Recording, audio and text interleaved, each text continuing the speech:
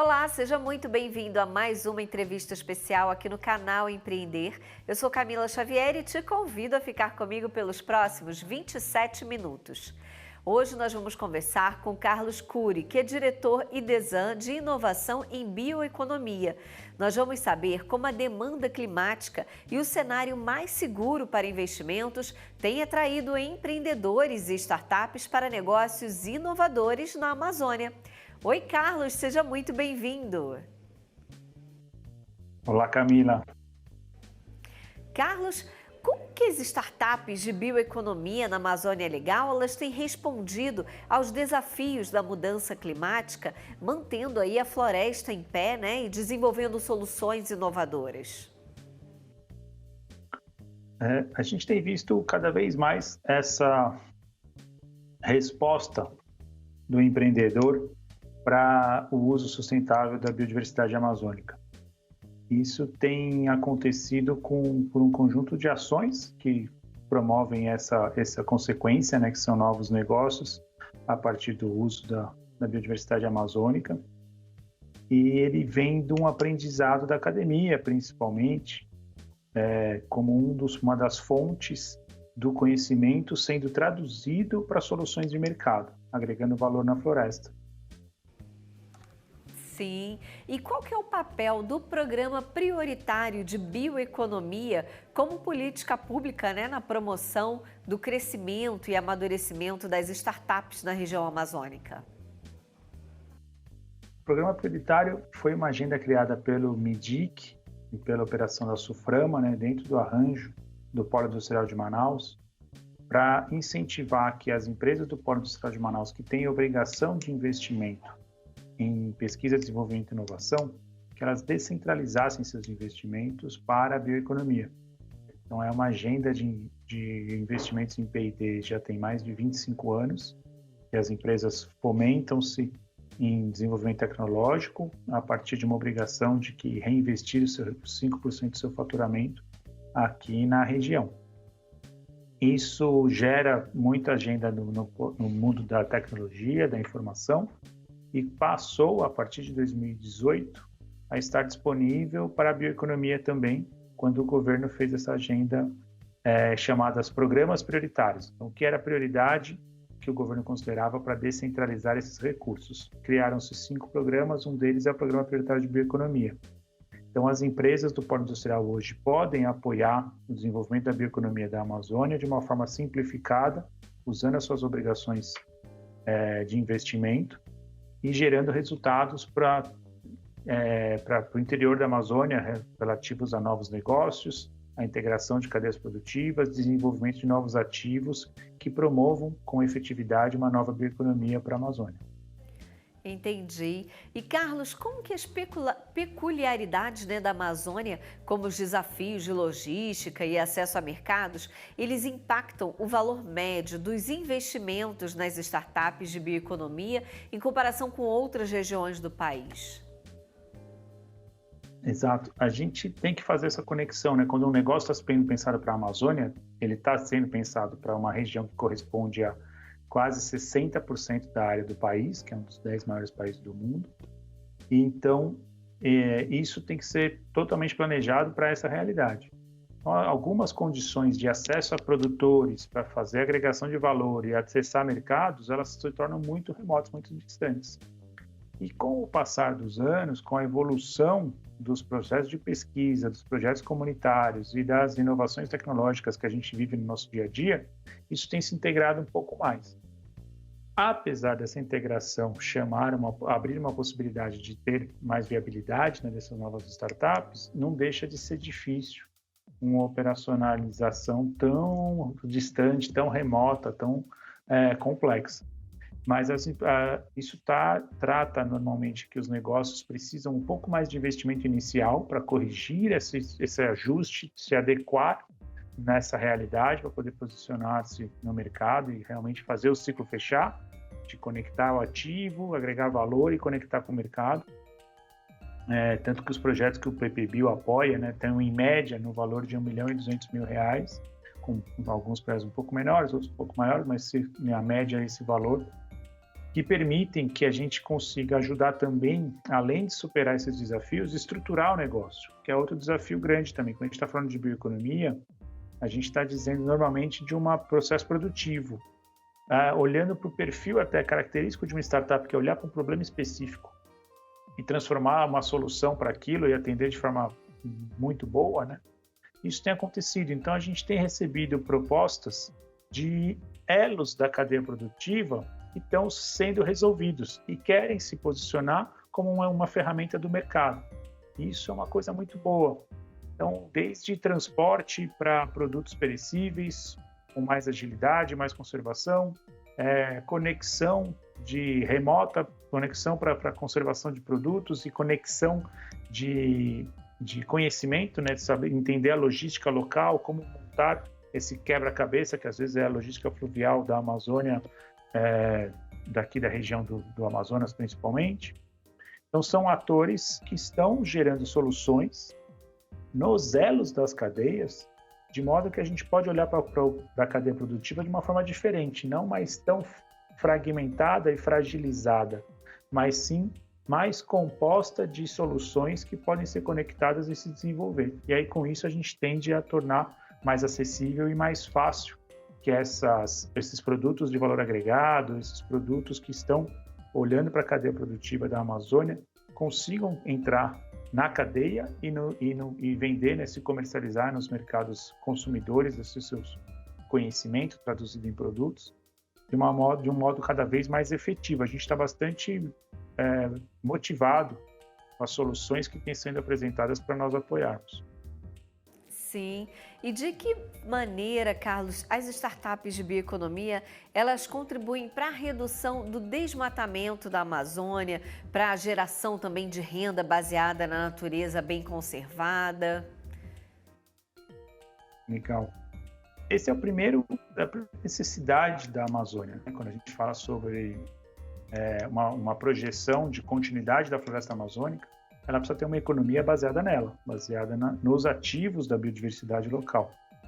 E quando a gente tinha só um cenário de pequenos produtores locais produzindo localmente, às vezes indo bem, fazendo de uma forma sustentável essa produção, mas tendo ainda um longo caminho até chegar a mercados consumidores, cheio de dificuldades, isso tornava muito mais difíceis.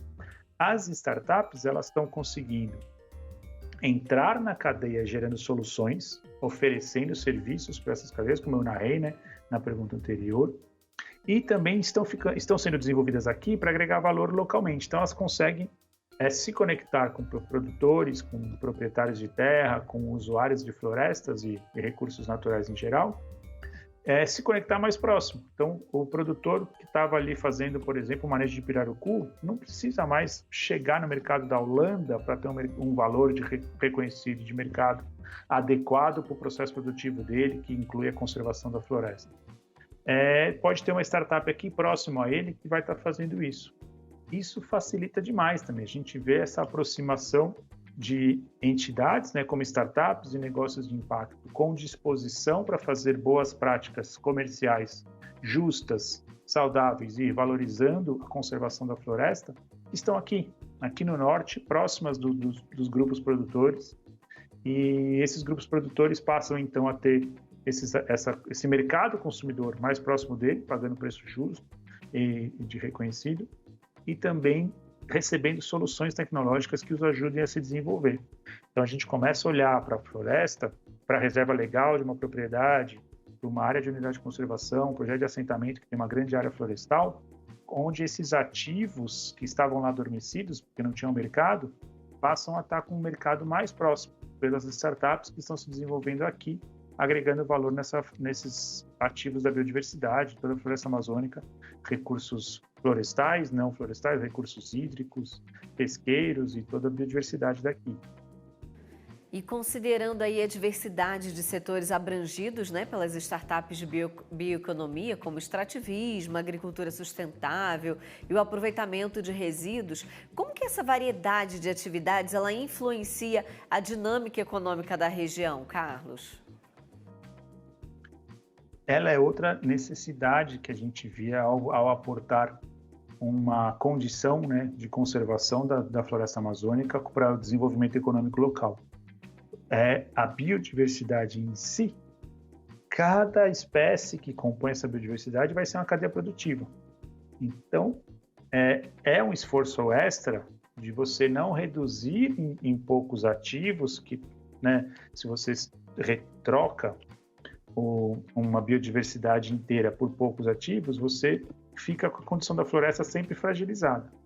Agora, ao ter diversos atores consumindo ativos da floresta das formas mais variadas, seja, por exemplo, quem está aproveitando o caroço de açaí, que corresponde a mais de 60% do fruto, e era desperdiçado, e agora está podendo ser comercializado para alguém que está dando um ativo, uma agregação de valor legal, gerando um ativo econômico bacana.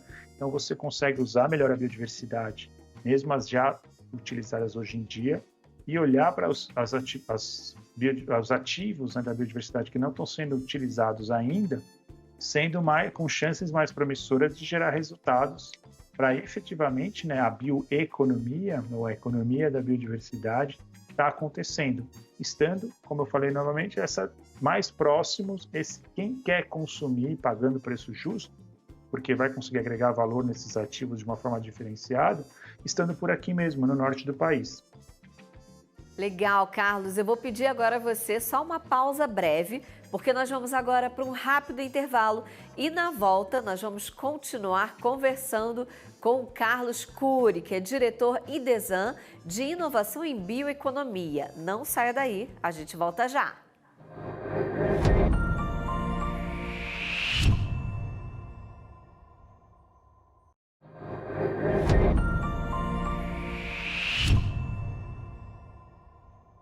Estamos de volta com a nossa entrevista especial de hoje, conversando sobre a demanda climática e o cenário mais seguro para investimentos que tem atraído aí empreendedores e startups para negócios inovadores na Amazônia. Quem está comigo nesse bate-papo é o Carlos Cury, que é diretor IDESAN de Inovação em Bioeconomia. Carlos, como que as startups de bioeconomia na Amazônia, elas têm abordado questões relacionadas à rastreabilidade e compra direta de comunidades, atendendo aí as demandas do mercado, né, por produtos com cadeias produtivas mais sustentáveis? Esse é outro ponto que tem sido muito bom de recebermos as propostas para apoiar startups aqui na região, porque a grande maioria delas vem com essa preocupação e normalmente vem porque resolveram um problema de agregação de valor atrelado a uma produção regional, a um produtor local, a um produtor. Então elas se nascem, né, se consideram como negócios de impacto social e ambiental positivo, porque elas já se desenvolvem com essas premissas. Apesar dessas premissas, dessa disponibilidade, disposição de realmente fazer um projeto justo, um negócio, uma negociação, uma agregação de valor adequada, os desafios amazônicos traziam mais dificuldades. E tem isso, cada vez mais isso tem sido amenizado frente às novas tecnologias. E também compondo, né, as soluções de tecnologias que estão se oferecendo para compor essas cadeias produtivas. Então, novamente, quando a gente tem também, ao invés de uma mesma pessoa que já é boa na agregação de valor de um ativo, ela também tem que saber falar com a comunidade, fazer licenciamento, atuar com rastreabilidade, ela pode hoje consumir soluções tecnológicas que estão disponíveis, adequadas para a realidade daqui. Então, o interior não tem internet o tempo todo, então tem trabalhos de rastreabilidade funcionando offline na maior parte do tempo, e quando ele chega nos dados com internet, ele transmite e adequa, né, faz atualização de dados. Então tem soluções que estão sendo construídas desse jeito. Então a gente tem um primeiro ponto positivo, a demanda das startups que estão nascendo com esse perfil, com essa característica, porque quem vivencia aqui na região sabe da importância disso. Tem essas tecnologias sendo disponíveis cada vez mais, de mais práticas, mais ágeis, para estar realmente sendo acessórias às cadeias produtivas locais. E a gente tem um mercado bastante demandador, né, dessas condições. Então, atuar na Amazônia e demonstrar que você tem uma boa relação com a floresta e com as pessoas locais é um tema cada vez mais valorizado pelo mercado e vale a pena. E aí eu somo também com um tema que é importante, que são os mercados inovadores que nós temos vivido. Por exemplo, a demanda de substituição de matriz de proteína vegetal para proteína... eu chamo a atenção também para um mercado diferenciado que está crescendo cada vez mais no mundo. Por exemplo, a agregação, né, o uso cada vez maior de proteína vegetal, o uso cada vez maior de produtos naturais, de agentes conservantes naturais, de produtos que têm uma relação melhor com a natureza, diferenciada com a natureza de alguns produtos tradicionais. Então, esse mercado tem crescido, tem gerado essa demanda, as startups estão vindo com essa percepção da necessidade de começar plena, completa sobre o tema, não só do que ela sabe fazer de agregação de valor, mas também de conexão com comunidades e demonstrar isso usando as ferramentas que estão cada vez mais disponíveis. Sim. E como que as startups na região, elas têm enfrentado os desafios logísticos específicos da Amazônia, né? E de que forma isso influencia suas estratégias de distribuição e acesso a mercados?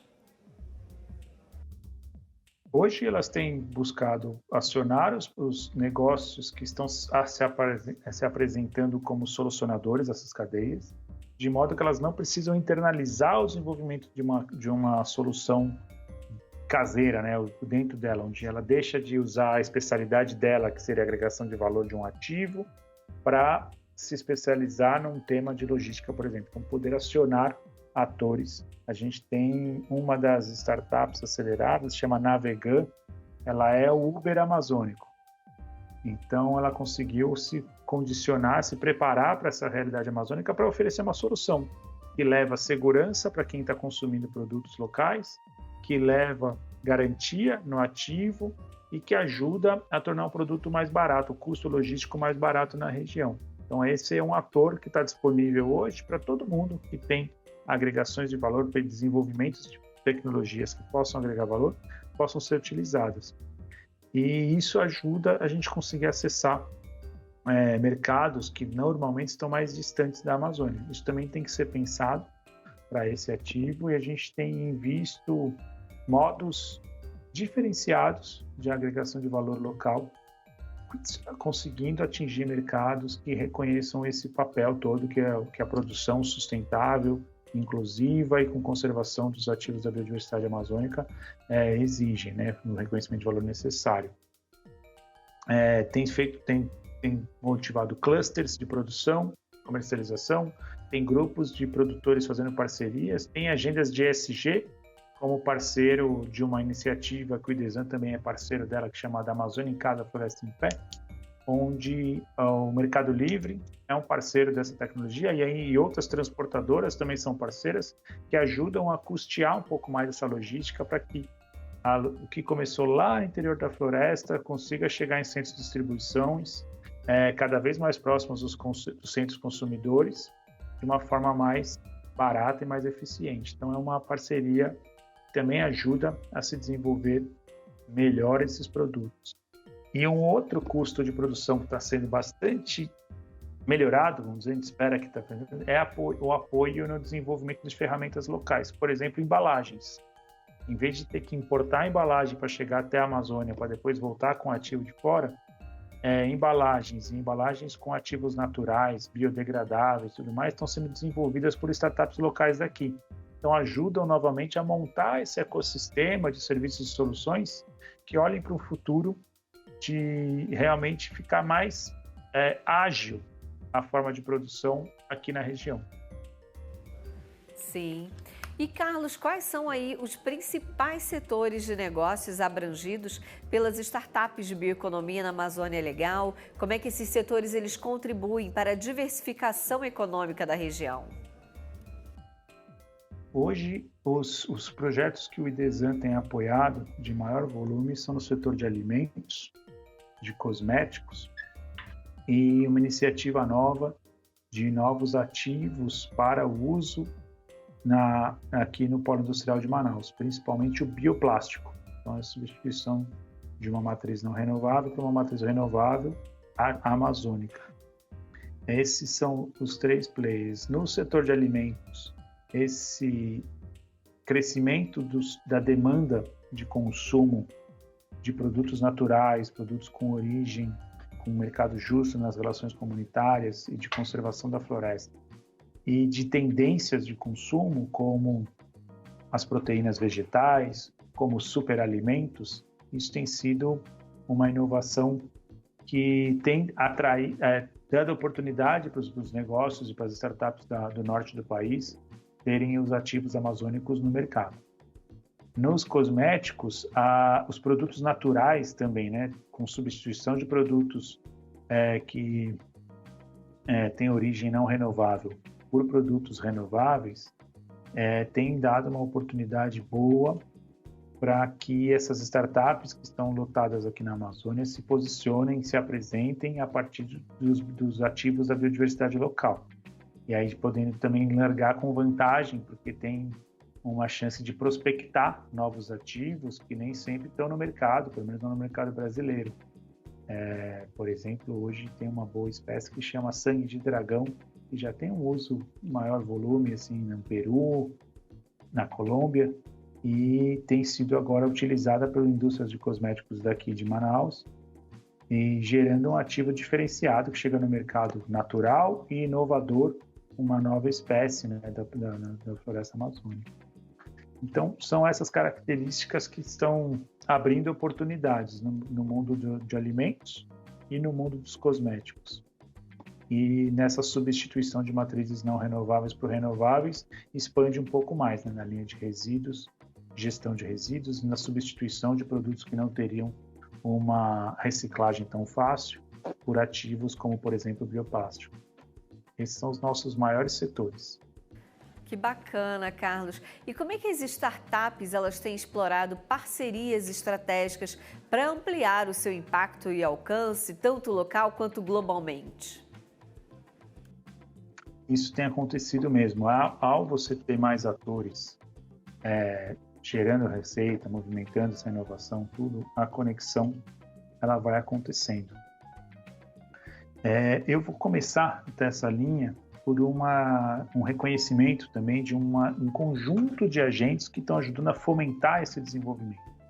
Então, hoje a gente tem iniciativas governamentais além do PPBio, como, por exemplo, o Floresta Mais, do PNUD e do Ministério do Meio Ambiente, que estão desenvolvendo agendas de incubação e aceleração de negócios na Amazônia. Isso se conecta com comunidades, se conecta com políticas públicas relativas à unidade de conservação, se conecta com o empreendedorismo que está sendo gerado na academia e nas cidades, né?